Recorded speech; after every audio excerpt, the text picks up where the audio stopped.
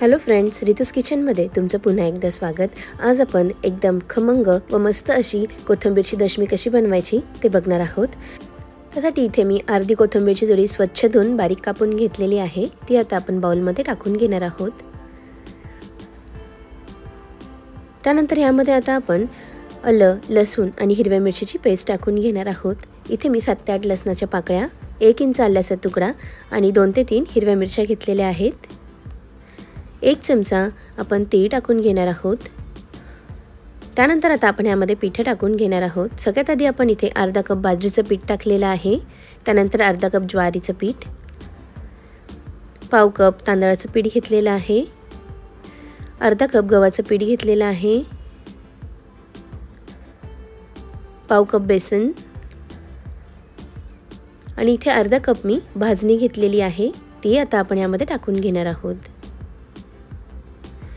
त्यानंतर यामध्ये आपण 1 लहान चमचा हळद टाकून घ्यायची आहे।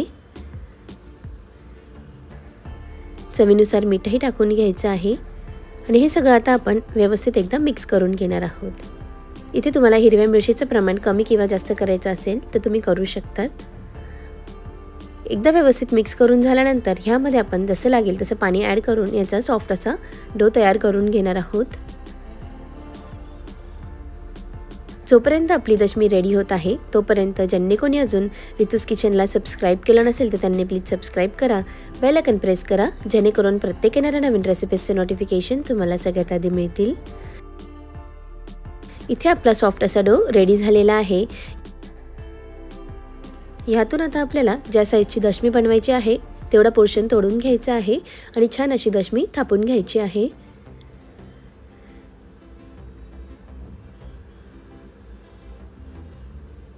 हाताला थोडंसं पाणी लावून आपण व्यवस्थित अशी ही दशमी थापून घेणार आहोत। अगदी गोल गरगरीत व मस्त अशी ही दशमी थापून झाल्यानंतर ह्याला आपण सेंटरमध्ये एक होल करून घेणार आहोत, म्हणजे दशमी व्यवस्थित अशी भाजल्या जाईल। यावर आपण थोडेसे तीळही टाकून घेणार आहोत, म्हणजे दशम्या छान खमंगही लागतात आणि दिसायलाही छान दिसतात। चला आता आपण ही दशमी भाजून घेणार आहोत। सगळ्यात आधी तव्यावर थोडंसं तेल टाकून घ्यायचं आहे आणि त्यानंतर व्हिडिओमध्ये दाखवल्याप्रमाणे ही दशमी आपल्याला तव्यावर टाकून घ्यायची आहे।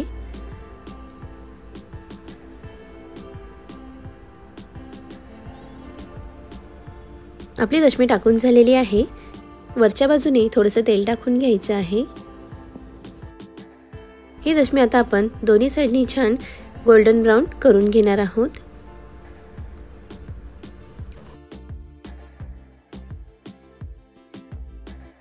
खालच्या साइडने दशमी भाजत आली की ती आपण टर्न करून दुसऱ्या साइडने छान अशी भाजून घेणार आहोत।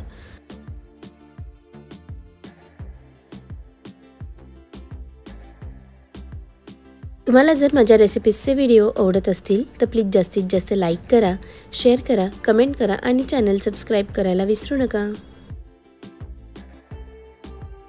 अगदी मस्त व झटपट अशी ही आपली रेसिपी बनते आणि अगदी हेल्दी सुद्धा आहे। तुम्ही लहान मुलांना ब्रेकफास्टमध्ये किंवा टिफिनमध्येही ही दशमी करून देऊ शकतात। लहानांपासून मोठ्यांपर्यंत सगळेच ही दशमी फार आवडीने खातात।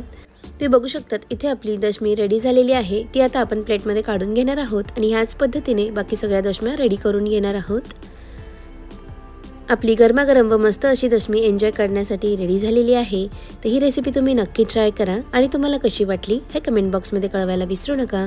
रेसिपी बघितल्याबद्दल धन्यवाद। पुन्हा भेटूया अशाच एका नवीन रेसिपीसोबत। तोपर्यंत बाय बाय।